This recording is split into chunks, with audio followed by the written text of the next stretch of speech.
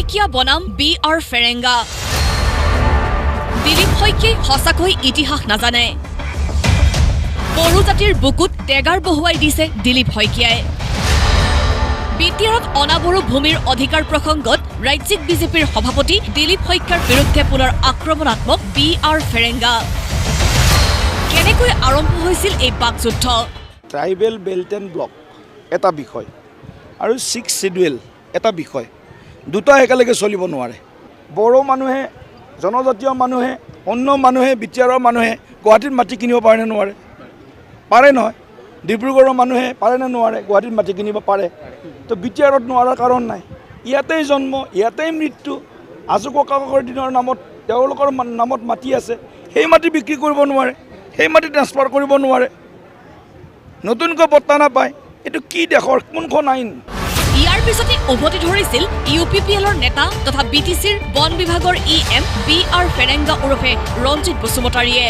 তেওঁ অসমৰ বুৰঞ্জী একো নাজানে যেন লাগে। বড়ো বুৰঞ্জীটো কেনেকুৱা আছিল, বড়ো জাতিটো কেনেকুৱা আছিল, আমাৰ অসমীয়াসকল কেনেকৈ আমি অসমীয়া ভাষা হ'ল, এইবোৰ বুৰঞ্জী চাগে দিলীপ শইকীয়াই একো নাজানে।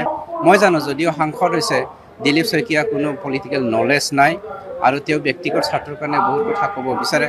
দিলীপ শইকীয়া ডাঙৰীয়াই আজি বড়োসকলৰ ইম'চনক লৈ পেলাই, আমাৰ যি নেশ্যনেলিজিম চেণ্টিমেণ্ট, ইয়াক লৈ পেলাই আজি বড়ো অনাবড়ো পাৰ্থক্য আনিব বিচাৰিছে। ইয়াৰ পিছতে সুৰ সলনি ৰাজ্যিক বিজেপিৰ সভাপতিগৰাকীৰ। ফেৰেংগা ডাঙৰীয়াই মোৰ ৰাজনৈতিক জ্ঞান শূন্য বুলি কৰা মন্তব্যক মই নতহেৰে স্বীকাৰ কৰিছোঁ। মোৰ ইমান তেখেতৰ নিচিনা হয়তো জ্ঞান নাথাকিব পাৰে, গতিকে মই জ্ঞান লাভৰ কাৰণে আগন্তুক দিনত নিশ্চয় চেষ্টা কৰিম। প্ৰতিদিন টাইমৰ কেমেৰাৰ সন্মুখত দিলীপ শইকীয়াৰ মন্তব্য, মোৰ কথাৰ ইংগিত আছিল বেলেগ। পূৰ্ববংগীয় মূলৰ লোকৰ বিৰুদ্ধে ঐক্যবদ্ধভাৱে কাম কৰিব লাগিব। এই কথাটোত আমাৰ স্পষ্ট ইংগিত আছিল যে আমি বিটিআৰতো ভৱিষ্যতৰ দিনত আমি তাত উচ্ছেদ অভিযান চলাব বিচাৰোঁ, কিন্তু খিলঞ্জীয়া মানুহ নহয়।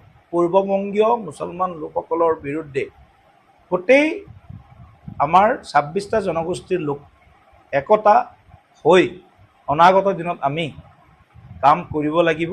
ট্ৰাইবেল বেল্ট এণ্ড ব্লকৰ সুৰক্ষা আৰু 6 শিডিউল এৰিয়াৰ যি বৈশিষ্ট্য, সেই বৈশিষ্ট্যটোৰ ভিতৰত যোনটো বেছি আমাৰ কাৰণে উপযোগী হ'ব, যোনটোৱে আমাক সুৰক্ষিত কৰিব 26টা জনগোষ্ঠীক, সেই ধৰণৰ এখন আইনৰ জৰিয়তে আমি আগবঢ়াটো উচিত বুলি মোৰ মন্তব্যটোৰ সাৰাংশ আছিল। পিছে ৰাজ্যিক বিজেপিৰ সভাপতি দিলীপ শইকীয়াৰ এনে নমনীয় স্থিতিৰ বিপৰীতে BR ফেৰেংগাৰ মন্তব্য। বড়োসকলৰ হৃদয়ত কথাৰে ডেগাৰ বহুৱাইছে দিলীপ শইকীয়াই।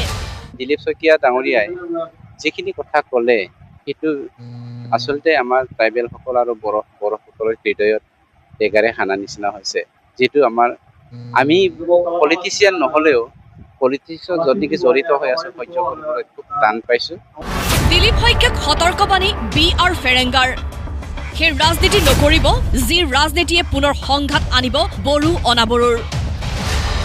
বড়োৰ মাজত অসমীয়া নহয় বুলি ধাৰণা পুনৰ জগাই নিদিব। তেনেকৈ যেন পলিটিক্স নকৰি, যি পলিটিক্সৰ মাধ্যমেৰে সি তাৰ কথাৰে বুজিব পৰা যায় যে আকৌ বড়ো অনাবড়ো কিবা এটা আইডিঅলজিকেল কনফ্লিক্ট আনি পেলাই সমাজখন অসমত বিনষ্ট কৰিব বিচাৰিছে নেকি? আকৌ যি বড়োসকলে তাহানি 30-40 বছৰৰ পৰা আমি অসমীয়া নহয় বুলি কৈ লৈছিলে, সেই ধাৰণাটোকে আকৌ জগাই দিব বিচাৰিছে নেকি মানে ভাবিব লগা। দিলীপ শইকীয়াই সঁচাকৈ ইতিহাস নাজানে। এই বড়োসকলৰ অস্তিত্বত যদি হানি কৰাকে কথা কয়, তেওঁ অসমীয়া হয়নে নহয় তাও থাকিবই। আৰু অসমৰ ইতিহাস যদি জানিলেহেঁতেন, বড়ো আৰু অসমীয়াৰ মাজৰ পাৰ্থক্য থকা কথাটো কেতিয়াও নকলে। অৱশ্যে দুয়োগৰাকী নেতাৰ মাজত চলা এনে বাকযুদ্ধৰ পৰা ফালৰি কটাৰ চেষ্টা BTC প্ৰধান প্ৰমোদ বড়োৰ। কমেণ্টটো নিজৰ দিছে কিবা এটা ইছ্যুৰ ওপৰত, আৰু এইটো বাকযুদ্ধ বুলি ক'ব পাৰে, ইণ্টেলেকচুৱেল যুদ্ধ বুলিও ক'ব পাৰে। গতিকে কিবা এটা মুদ্দা আছে, ইয়াৰ ওপৰত আলোচনা কৰিছে, এইটো লাহেকে শেষ হৈ যাব। ইয়াৰ বিপৰীতে প্ৰতিক্ৰিয়া মুখ্যমন্ত্ৰী ডক্টৰ হিমন্ত বিশ্ব শৰ্মাৰ। বেল্ট এণ্ড ব্লক অসমৰ বহুত জাগাত আছে, আমি ট্ৰাইবেল সংঘৰ লগত কথা পাতি বহুত মানুহক অধিকাৰ দিছোঁ। আহোম মানুহে অধিকাৰ পাইছে, চুতীয়া, মৰাণ, মটক। সংঘাতেদি একো কাম নহয়, আলাপ আলোচনা আৰু বন্ধুত্বমূলক ভাৱত কামবিলাক হয়। আৰু আমি তেনেকৈ কামবিলাক কৰি আছোঁ গোটেই অসমতে। বিটিআৰতো কৰি আছোঁ, কিন্তু ক্লেছ কৰি সংঘাত কৰি কাম নহয়। বুজা বুজি ভাই ভনীয়েকৰ দৰে বহিলে সমস্যাবিলাক সমাধান হৈ যায়।